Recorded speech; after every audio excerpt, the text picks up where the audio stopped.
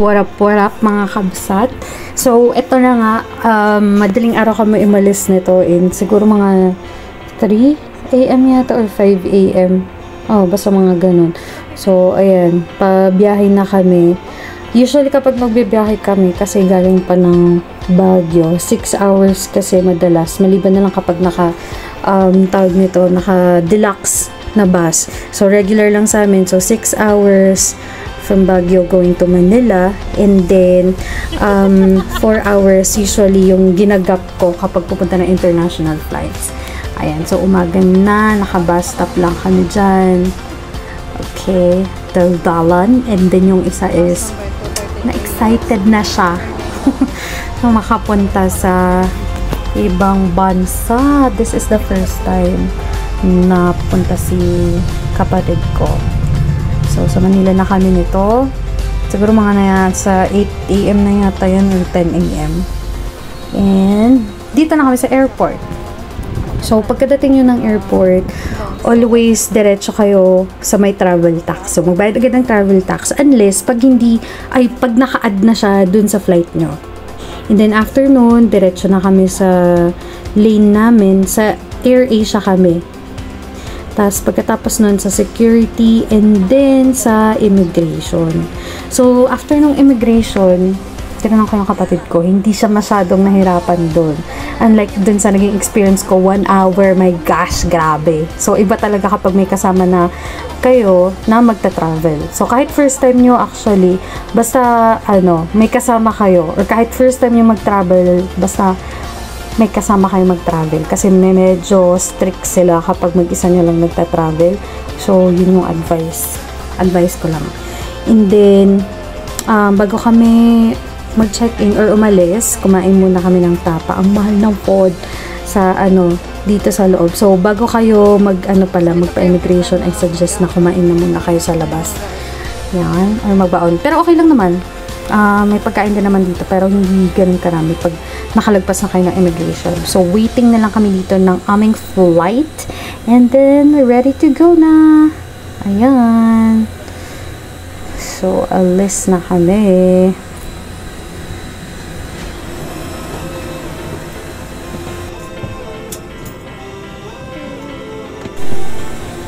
Yan. So, dahil naka-random seat lang kami, hindi namin napili yung window seat.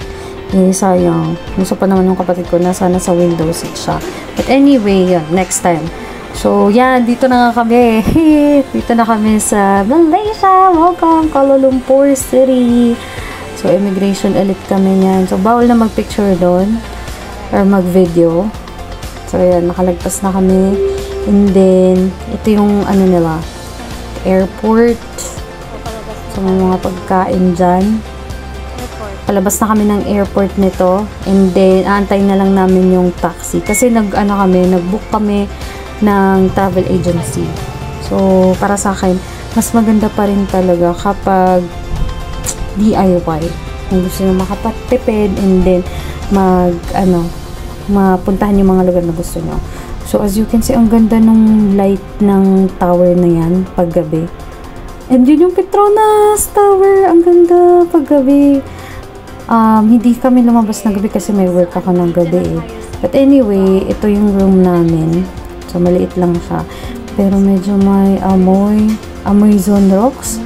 And, sinek namin siya sa Google. Ang pangit ng ratings pala. Siyempre, lang to, by agency. So, hindi namin hawak yung time namin. Hindi namin hawak yung time. At the same time, hindi kami pwede makapili. So, breakfast. So, ito na yung itinerary namin ng umaga.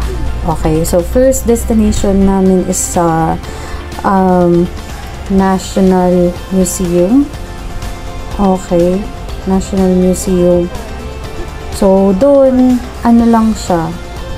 Hindi naman masyadong, yan pala yung mosque. Yan yung mosque, National Mosque of Malaysia. Dinaanan lang namin siya, hindi namin siya pinuntahan. And ito yung tour guide namin. Lang siya, mga 1 hour yata or 2 hours. Ganun lang. Mabilisang lang talaga. Actually, 1 hour lang. Mabilisan lang talaga siya na tour.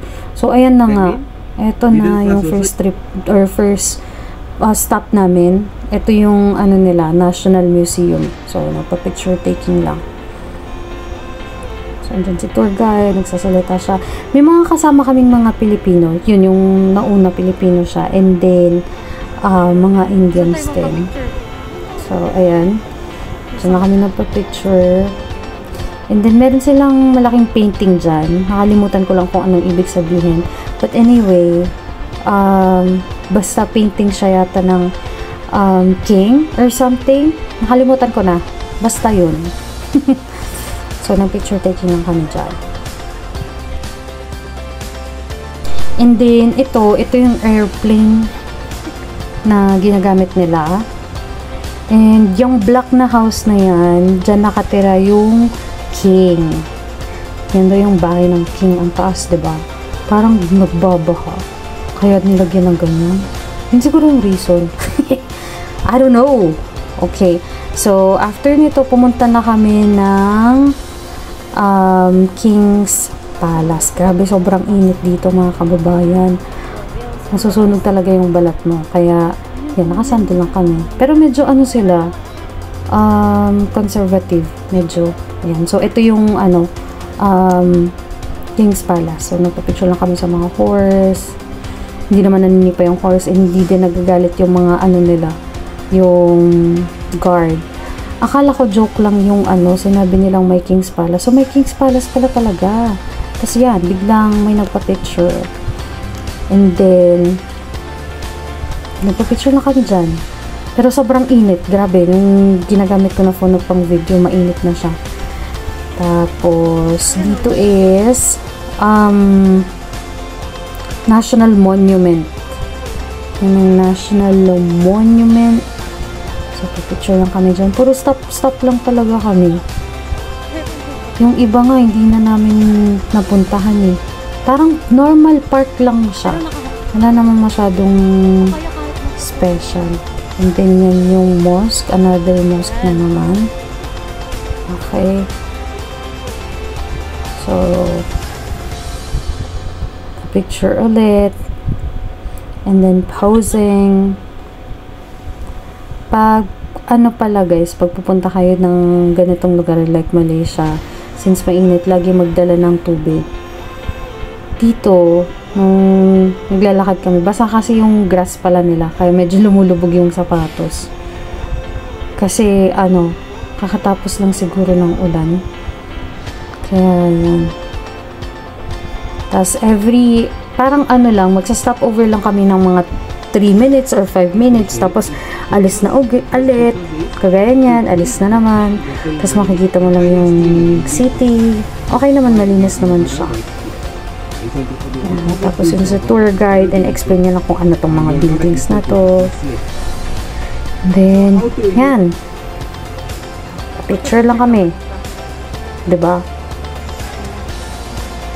Okay, so stop na naman dito. Nakalimutan ko tong lugar na to eh. Basta may tawag dyan sa place na yan. Anyway, yan. Yan lang. As in, super city tour. Walang activities or something kaming ginawa. Okay, kaya puro lang din. Mga buildings or gusali lang yung makikita natin dito. May mga matataas din namang building. Pero I think mas maganda talaga to. Ito pala, yan yung mga cacao trees. So, mas maganda dito, night tour.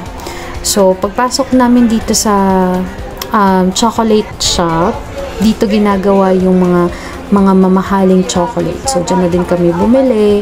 And then, may pa-frites. Ganyan. Meron silang spicy chocolate. Ito, daw siya, hindi siya kagaya ng mga chocolate na nabibili sa iba na may preservative and all. So, after nun, pumunta na kami dito sa Petronas Tower.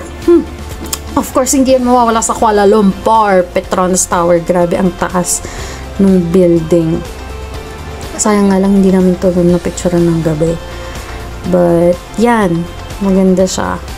Tapos, sobrang taas ng tower. Tapos sa tapat nitong Petronas, may parang ganyan, fountain, water fountains. So, Akala namin may bayad pagpapasok dito sa Petronas. Pero hindi. Wala. So, pumasok lang kami dyan sa mall. Okay. Siguro may other side siya na magbabayad ka para makita mo talaga yung view deck. Kasi dito hindi namin nakita yun eh. So, yun yung reason kung bakit kami pumasok. Pero wala. Mall lang talaga siya. Tapos, lumabas na kami.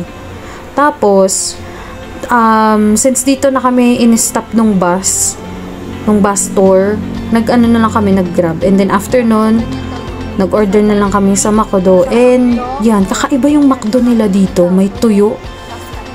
Tapos may pipino. Tapos kakaiba yung lasa ng sausawan nila. Pero malalaki yung chicken ha. Tapos yan o, consume within 2 hours yung sauce nila. Napapanis ng 2 hours. Pero kakaiba talaga. And then yan pala yung pangalan ng hotel namin. May hotel. Huwag kayong mabubok dito.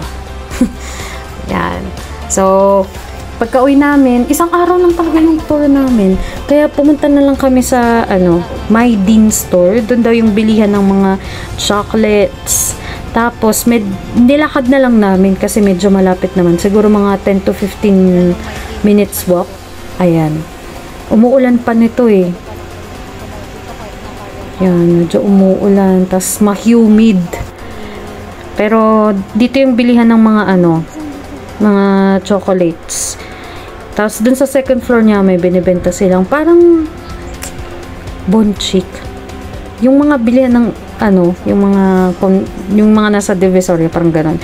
Pero dito sa baba, lahat yan chocolate. Cadbury. And then, yan na nga. Tapos na. Pauwi na kami niyan. So, nag-check out na.